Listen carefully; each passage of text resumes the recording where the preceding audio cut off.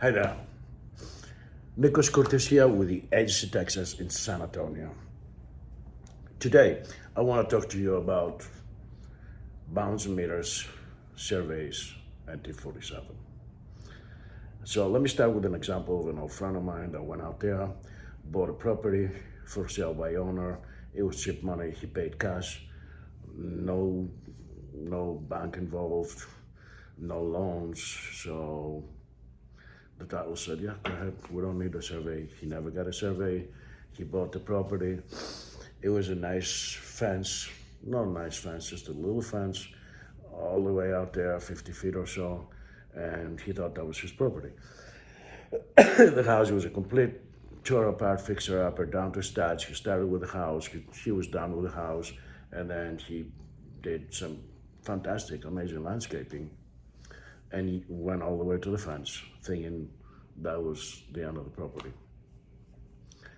Well, come to find out, one day he came home and he found two pink sticks halfway between his house and the fence. A surveyor came in, had a talk with a neighbor, and the neighbor said, no, that's my property. You want to sell it? Nope, don't want to sell it. He says, actually, we're putting a fence, an 8-foot privacy fence. Yeehaw. Lost a good chunk of money on the landscape, but doesn't matter, right? Unless you needed that for something like, I don't know, a 2-car garage. So the moral of the story is, always get a survey. Back in the very old time, the surveyors went out and put a bound, a stick, the nail, the big metal iron pipe, they had a big natural rock or the natural tree that was going to last 100, 150 years. And you will see all this in surveys still, from the rock to the metal pipe to whatever. But the surveyors don't actually go for that. They are looking for this older bound meters, but they don't go with that. They actually, some of the stakes, and you're gonna see them on eBay, and they're worth a lot of money. They had these little pins that they put on to mark the property. They're worth a lot of money if you buy them. They don't do any of that anymore. But what they do is they graph the same way. They look for the old bounds and meters. If they cannot find it, if the tree died, if the pipe got removed by something, somewhere, somehow, they will draw their own bounds and meters. It is called a survey. I always recommend, when I'm a buyer side, to my buyers to get a brand new survey for the property. Why? Why I'm such a stickler about a survey? I'll tell you why. Because if you were given an old survey, you have no way, shape, or form, any way to get after the surveyor for a mistake they make or something. What does that mean? The survey has the name of the person that ordered it and paid for it. He is the client. You are not. You are not a client. That surveyor has only, he's only obligated to answer to the client, not you. That being said, get your survey, your own survey. It's $325, $450, $500, depends on how big the property is. If your property is huge, if you're buying farmland, I don't only recommend, I will insist you get a survey. A lot of things happens to big property. People move fences. You can use an acre or two sometimes. True that. But anyway, let's go back to the ABC property that you actually are buying with an older survey. So there's this form here in Texas, probably in other states too, that's called a T-47. I don't know if you can read that. It's probably backwards. Let's talk about the T-47. Up here you got the date, today's date, name, that is the seller name, address, that is the seller's address. Sometimes it is not the same with the property. Description of the property. What you need to do here is put the actual legal description. You know, lot 5, building, the NCB.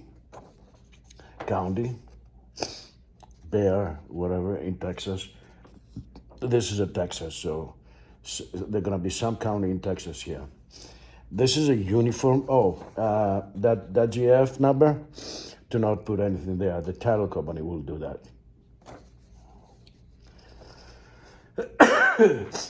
Sorry about my cough today.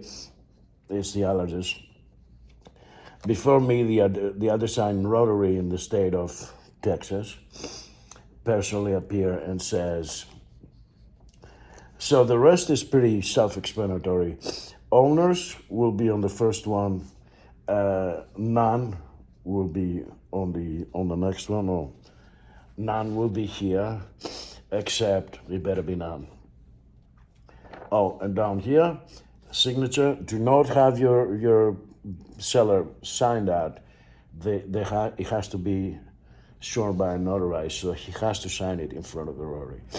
I usually take my people to the title at that point and have them notarize it by title. Great document. A lot of subdivisions, like T.R. Horton, whatever, you know, the builders around here, will have a plat and nothing changes. So that T-47, just tell them about small things. Now, if there's a lender involved, and most of the time is, and they see on that T-47 that you did additions, you added a bedroom, you added a two-car garage, they're gonna want a survey. So that's useless. This is only good to say that, well, it's not useless. They're just gonna ask you for a new survey. That's all. But this is only really good if you didn't do any changes and you don't want to spend the extra money to get another survey, and you said, this is a survey, I did not change anything, so there's my survey, and there's my T-47 notarized. A very important, I forgot to mention, a very important thing about this is the date here, shown and described, diff number, county of Texas. The date here, it has to be the date on the survey, not today's date. So up top, where I said the date, today's date, no, that has to be the date of the survey. And down the bottom, it's signed today. A little misconception, a lot of people will fight you about it. That's the way I do it, and it always works. T-47, yes. Will I take that? Like I said, I'm a little stickler when it comes to representing my buyers, and I like a new survey. Even if the seller says, because I'm with a buyer now, the seller says, you know, you can get all the surveys you want. We're not going to pay for it because we gave you a survey. I will highly recommend from a buyer to get a survey. Why? If the survey is 15, 20 years old, or 10, or whatever, you know, years old, who knows if there is a new right of way, a new easement that got created through the last rainstorm, then now, you know, your backyard is a part of that easement, or how do you know you don't have an easement for the electrical one, or something that they're planning to do in the near future, and they move the easement behind your fence. They can do that. Yes, they can do that because that's a city. It doesn't mean an easement doesn't mean they're gonna take it. It might be just an easement for them to come in and read the meter. But I wanna know if there's a new easement. I wanna know if that older survey is the right survey. And also, my client now pay for the survey, so it's a surveyor's client, so my client can go back to the surveyor and say, hey, listen, why didn't you tell me about that? Which he can't do on the older survey because that's not his client. And that's why I'm a little stickler about survey. When you buy, again, a 10 a quarter acre, 0.67 of an acre in a very developed community, you don't run these things. You don't run into trouble with these things. But if you're buying a property up in Spring Branch, Canyon Lake, 6, 7, 8, 10 acres, some of them 120 acres, I want a new survey. I will demand a new survey, not T-47, a new survey. So my advice is get a new survey, and I'm sticking with it. My clients like me. We never really had a big problem with the survey, except maybe a tree leaning over. One time out here in Medina Lake, we got the survey at the very end, like 3 days before closing, and the electric company has decided to call a turn on the driveway easement. We didn't really do anything about it because we figured that if they ever dig that up, which they never will, they're just going to replace the driveway, and we didn't lose anything really. It was an easement. It wasn't a encroachment or anything like that. They had an easement going straight through, and the driveway went a little bit, so maybe a foot in the driveway. Just little things that you have to know, and you have to, take care, be upfront with your clients, and gain that, be real. Yes, you want to close your deal, but yes, you want to also take care of your client the best you can. The best of the best of the best. And that's why I'm the best.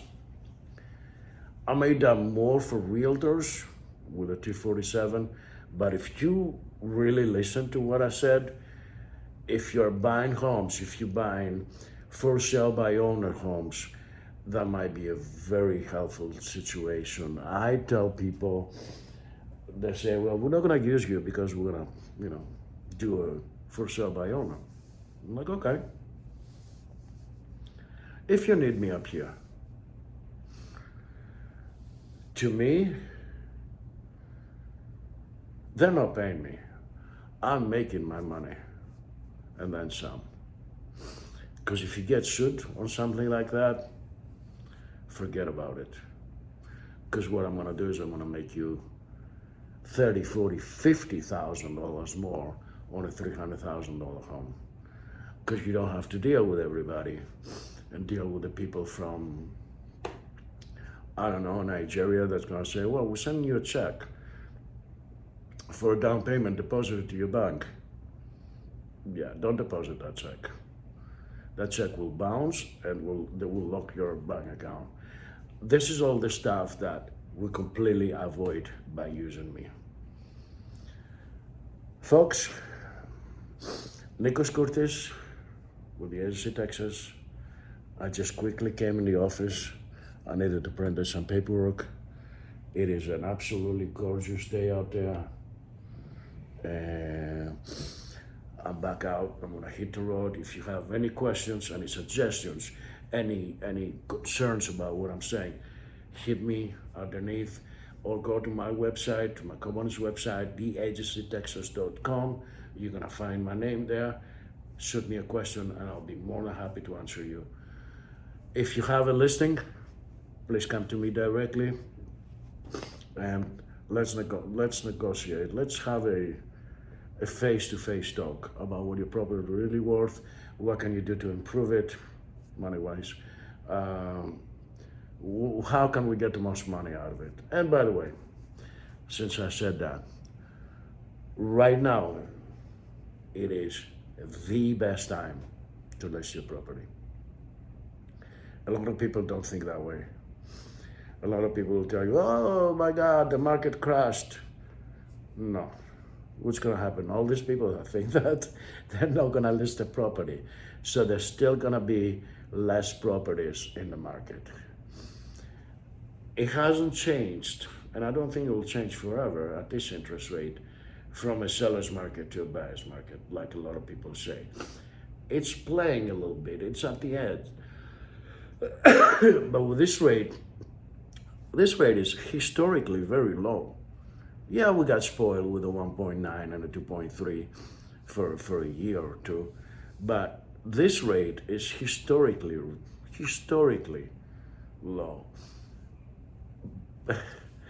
Ask your older folks what they pay for their house for rate, and they'll tell you. And you see that 4% that is now, it's very low.